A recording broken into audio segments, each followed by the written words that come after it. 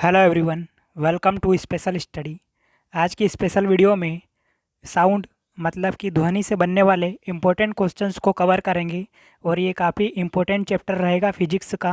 इस टॉपिक से अक्सर क्वेश्चन देखने को मिलते हैं एग्ज़ाम में, इसीलिए मैं इस टॉपिक को कवर करवा रहा हूँ और ये पार्ट 2 रहेगा। इससे पहले मैंने पार्ट 1 वीडियो अपलोड कर चुका हूँ। तो चलिए शुरू करते हैं।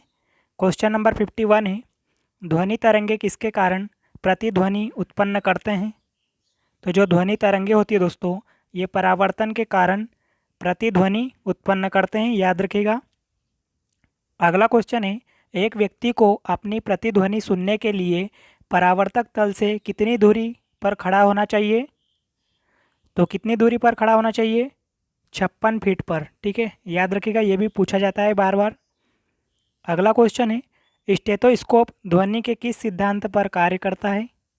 तो जो स्टेथोस्कोप आपने देखा होगा वह ध्वनि के परावर्तन के सिद्धांत पर कार्य करता है। अगला क्वेश्चन है, प्रतिध्वनि तरंगों के किस कारण से उत्पन्न होती है? तो जो प्रतिध्वनि होती है दोस्तों, वो परावर्तन के कारण उत्पन्न होती है। तो काफ़ी बार पूछा गया है ये भी क्वेश्चन, याद रखिएगा। बढ़ते हैं आगे। 55 नंबर क्वेश्चन है, सोनार अधिकांशतः प्रयोग में लाया जाता है। तो जो सोनार होता है वो नौ संचालकों द्वारा प्रयोग में लाया जाता है। आईएमपी लगा लीजिए, काफ़ी बार ये भी देखने को मिला है क्वेश्चन। अगला क्वेश्चन है, अनुरणन काल या हाल के आयतन के बीच का संबंध किसने प्रतिपादित किया था? तो ये प्रतिपादित किया था सेबिन ने। जो सेबिन साइंटिस्ट थे उनके द्वारा अनुरणन काल और हाल के आयतन के बीच संबंध प्रतिपादित किया गया था। आगे बढ़ते हैं। 57 नंबर क्वेश्चन, गुंजहीन हाल जिसको कि डेड हाल भी बोलते हैं का अनुरणन काल कितना होता है? तो ये होता है 0 सेकंड, याद रखिएगा। बढ़ते हैं आगे। जब सेना पुल को पार करती है तो सैनिकों का कदम जो है कदम से कदम मिलाकर न चलने का निर्देश दिया जाता है। तो ऐसा क्यों करते हैं दोस्तों? तो पैरों से उत्पन्न ध्वनि के अनुनाद के कारण पुल टूटने का खतरा रहता है, इसलिए कदम से कदम चलाकर नहीं, मतलब कदम से कदम मिलाकर चलने को नहीं बोला जाता है। ठीक है, तो ऑप्शन नंबर बी यहाँ पर राइट हो जाएगा। अगला क्वेश्चन है 59 नंबर क्वेश्चन, हम रेडियो की घुंडी घुमाकर विभिन्न स्टेशनों के कार्यक्रम को सुनते हैं, यह संभव है। तो यह किस कारण ऐसा संभव होता है? तो ये होता है रेजोनेंस के कारण, जिसको कि अनुनाद भी बोलते हैं। तो अनुनाद के कारण होता है। अगला क्वेश्चन है, कहा जाता है कि जब तानसेन गाता था तो खिड़की के कांच या कांच के गिलास के टुकड़े हो जाते थे। यदि ऐसा संभव भी हो तो वह ध्वनि के किस गुण के कारण होगा? तो किस गुण के कारण ऐसा हो सकता है? रेजोनेंस के कारण, जिसको कि अनुनाद बोलते हैं। अगला क्वेश्चन है 61 नंबर क्वेश्चन, जब हम जल के नीचे सुराही भरने के लिए रखते हैं तो जैसे जैसे सुराही बढ़ते हैं वैसे वैसे हमें विशेष प्रकार की ध्वनि सुनाई देती है, इसका कारण क्या है? तो इसका कारण हो जाएगा रेजोनेंस। ठीक है, अनुनाद। दोस्तों, अगर वीडियो आपको अच्छा लग रहा हो, मेरी मेहनत अच्छी लग रही हो, तो प्लीज़ वीडियो को लाइक कीजिएगा। और आपको बता दूं कि मैंने इंडियन जियोग्राफी, पॉलिटी और इकोनॉमिक्स को भी टॉपिक वाइज एमसीक्यू के रूप में कवर किया है। कंप्लीट टॉपिक वाइज कवर करवा चुका हूं। अगर उन वीडियोस को आप देखना चाहते हो तो ऊपर दिए गए आई लिंक पर जाकर उन वीडियोस को आप देख सकते हो। काफ़ी इंपॉर्टेंट रोल प्ले करेगा आपकी एग्ज़ाम में। बढ़ते हैं आगे। रेडियो का समस्वरण स्टेशन उदाहरण है। तो किसका उदाहरण है? रेजोनेंस का, अनुनाद का। जब किसी स्थान पर दो लाउड स्पीकर साथ साथ बजते हैं तो किसी स्थान विशेष पर बैठे श्रोता को इनकी ध्वनि सुनाई नहीं देती है। तो इसका कारण क्या है? तो इसका कारण हो जाएगा व्यतिकरण, और ये बार बार पूछा जाता है एग्जाम में। आईएमपी लगा लीजिए इसको भी। बढ़ते हैं आगे। 64 नंबर क्वेश्चन है, समुद्र में स्थान स्थान पर ऊंचे प्रकाश घर बनाए जाते हैं जहां से बड़े बड़े सायरन बजाकर जहाज़ों को संकेत भेजे जाते हैं। कभी कभी जहाज़ नीरव क्षेत्र में पहुंच जाते हैं जहां सायरन की ध्वनि सुनाई नहीं देती है। ये नीरव क्षेत्र ध्वनि तरंगों के किस गुण के कारण निर्मित होते हैं? तो ये जो निर्मित होता है दोस्तों, ये होता है व्यतिकरण के कारण। अगला क्वेश्चन है, जब हम कमरे के अंदर बैठे रहते हैं तो यद्यपि हम बराबर के कमरे में बातचीत करने वाले व्यक्तियों को देखते हैं तो नहीं, परंतु उनकी आवाज़ सुन सकते हैं। तो ऐसा किस कारण से होता है? तो ऐसा होता है विवर्तन के कारण। इसको भी याद रखिएगा, इम्पोर्टेंट रहेगा। अगला क्वेश्चन है, किसी ध्वनि सॉरी किसी ध्वनि स्रोत की आवृत्ति में होने वाले उतार चढ़ाव को क्या कहते हैं? ये भी काफ़ी बार पूछा जा चुका है क्वेश्चन। तो किसी ध्वनि स्रोत की आवृत्ति में उतार चढ़ाव को कहते हैं हम डॉपलर प्रभाव। ठीक है। अगला क्वेश्चन है, डॉपलर प्रभाव संबंधित है तो किससे संबंधित है? आपको पता हो जाना चाहिए अभी तक। ध्वनि इसका सही आंसर होगा। अगला क्वेश्चन है, पास आती हुई रेलगाड़ी की सीटी की आवृत्ति या तीक्ष्णता बढ़ती जाती है तो ऐसा किस घटना के कारण होता है ऐसा? तो ऐसा जो होता है ये डॉपलर प्रभाव के कारण होता है, क्योंकि आपको पता है कि ध्वनि में उतार चढ़ाव होता है, तो ऐसा डॉपलर प्रभाव के अनुसार होता है। बढ़ते हैं आगे। 69 नंबर क्वेश्चन है, आर्द्र वायु में ध्वनि का वेग शुष्क वायु की तुलना में अधिक होता है, क्योंकि आर्द्र वायु में क्या होता है? तो जो आर्द्र वायु होती है उसमें दोस्तों शुष्क वायु की तुलना में कम घनत्व होता है। ठीक है, किसका? आर्द्र वायु का। जो शुष्क वायु की तुलना में आर्द्र वायु का जो घनत्व होता है वो कम होता है। तो ऑप्शन नंबर बी यहाँ पर राइट हो जाएगा। आगे बढ़ते हैं। 70 नंबर क्वेश्चन है, निम्नलिखित कथनों में से कौन सा कथन सही है? तो ध्वनि का वेग किस पर निर्भर करता है आपको बताना है। तो जो ध्वनि का वेग है दोस्तों वो ठोसों में अधिकतम और गैसों में न्यूनतम होता है। ये आपको मैं पहले भी बता चुका हूँ पहले पार्ट वीडियो में। तो इम्पोर्टेंट क्वेश्चन ये भी पूछा जाता है। अगला क्वेश्चन है, निम्नलिखित कथनों में से कौन सा एक सही नहीं है? तो कौन सा कथन सही नहीं हो जाएगा? असत्य कथन बताना है आपको। तो जो ऑप्शन नंबर बी दिया है, 20 हर्ट्ज से कम आवृत्ति की ध्वनि तरंगे पराश्रव्य तरंगे कहलाती है, तो ये यहाँ पर गलत हो जाएगा। ठीक है, क्योंकि 20 हर्ट्ज से कम आवृत्ति वाली हम ध्वनि तरंगों को हम बोलते हैं अवश्रव्य तरंगे। अगला क्वेश्चन है 72 नंबर क्वेश्चन, निम्नलिखित में से किस एक प्रकार की तरंग का प्रयोग रात्रि दृष्टि उपकरण में किया जाता है? तो रात्रि दृष्टि उपकरण में किस तरंग का प्रयोग किया जाता है? तो ये करते हैं आवर्त तरंग। ये भी इम्पोर्टेंट क्वेश्चन है।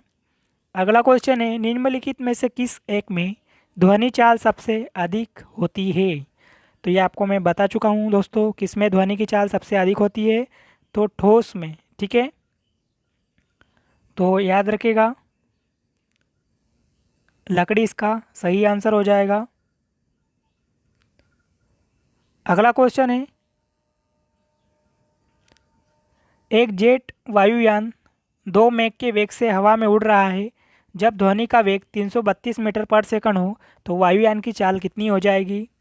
तो दोस्तों वायुयान की जो चाल हो जाएगी वो हो जाएगी 664 मीटर पर सेकंड। ठीक है, इसमें 332 में हम 2 का मल्टीप्लाई कर देंगे तो क्या आ जाएगा? 664 मीटर पर सेकंड। ऑप्शन नंबर डी यहाँ पर राइट होगा। अगला क्वेश्चन है, लगभग 20 डिग्री सेंटीग्रेड के तापक्रम पर किस माध्यम में ध्वनि की गति अधिकतम होगी? तो किस माध्यम में ध्वनि की गति अधिकतम होगी? तो इसका सही आंसर होगा लोहा। आपको बता चुका हूँ पहले भी, ठोस में सबसे ज़्यादा ध्वनि की गति होती है। अगला क्वेश्चन है, एक जैव पद्धति जिसमें पराश्रव्य ध्वनि का उपयोग किया जाता है। तो किसमें किया जाता है पराश्रव्य ध्वनि का उपयोग?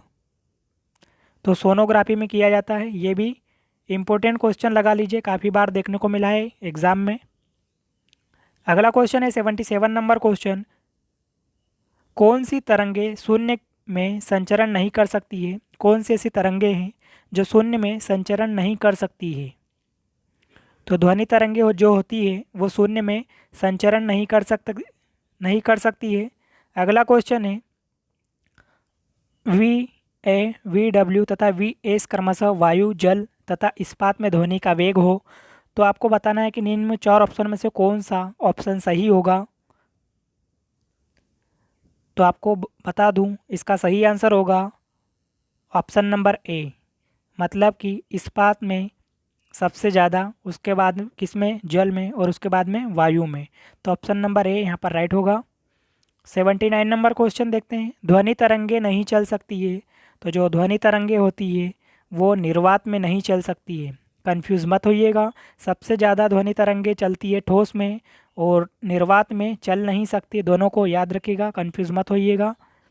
बढ़ते हैं आगे, 80 नंबर क्वेश्चन देखते हैं।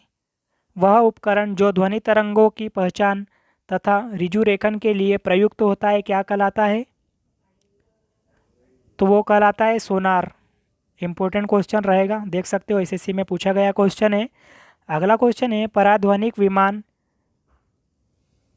किसके कारण एक प्रघाती तरंग पैदा करते हैं? तो जो पराध्वनिक विमान है किस तरंग के कारण एक प्रघाती तरंग पैदा करते हैं? तो ये पैदा करते हैं पराश्रव्य तरंग के कारण, याद रखिएगा। आगे बढ़ते हैं, 82 नंबर क्वेश्चन देखते हैं। इको साउंड प्रयोग होता है, तो जो इको साउंड होता है दोस्तों वो प्रयोग होता है समुद्र की गहराई के मापने के लिए। ये भी बार बार पूछे जाने वाला क्वेश्चन है। अगला क्वेश्चन है, एकॉस्टिक विज्ञान है, तो एकॉस्टिक विज्ञान में हम किसका अध्ययन करते हैं? तो याद रखिएगा, ध्वनि का अध्ययन करते हैं, ध्वनि से संबंधित है एकॉस्टिक विज्ञान। अगला क्वेश्चन है, मनुष्यों के लिए मानक ध्वनि स्तर है, तो मनुष्यों के लिए कितना मानक ध्वनि स्तर है? 60 डेसिबल इसका सही आंसर होगा। अगला क्वेश्चन देख लेते हैं, 85 नंबर क्वेश्चन है, निमग्न वस्तुओं का पता लगाने के लिए प्रयुक्त किए जाने वाले उपकरण को क्या कहते हैं? तो निमग्न वस्तुओं का पता लगाने के लिए हम प्रयोग में लाते हैं सोनार। ये भी इम्पोर्टेंट क्वेश्चन है। अगला क्वेश्चन है, मेघ गर्जना सुनने पर व्यक्ति अपना मुंह खोलता है जिससे कि क्या होता है? तो मेघ गर्जना पर जो व्यक्ति अपना मुंह खोलता है वह दोनों कानों के कर्णपटल पर वायु के दबाव को बराबर करने के लिए अपना मुंह खोलता है, याद रखिएगा इसको भी। आगे बढ़ते हैं, 87 नंबर क्वेश्चन है, वायु के तापमान में परिवर्तन से ध्वनि का निम्नलिखित में से कौन सा गुण प्रभावित होता है? तो कौन सा गुण प्रभावित होता है? आवृत्ति, फ्रीक्वेंसी। अगला क्वेश्चन है, किसी संगीत यंत्र की ध्वनि तीव्रता मापी जाती है, तो ध्वनि तीव्रता को मापने के लिए किसका यूज़ होता है? डेसिबल का। तो दोस्तों उम्मीद है कि आपको सभी क्वेश्चन अच्छे लगे होंगे।